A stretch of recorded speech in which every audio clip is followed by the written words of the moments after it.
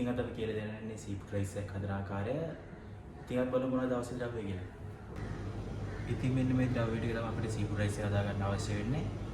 අපි බලමු මොනවද කියලා.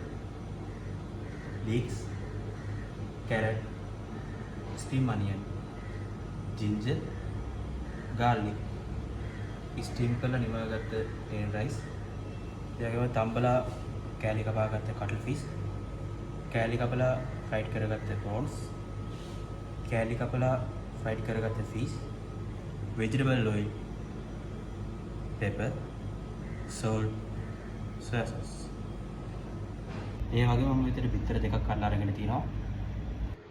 එහෙනම් අපි Seafoodrice එක හදන්න අවශ්‍ය කරන අමුද්‍රව්‍ය ටික කපලා පිළියෙල කරගමු.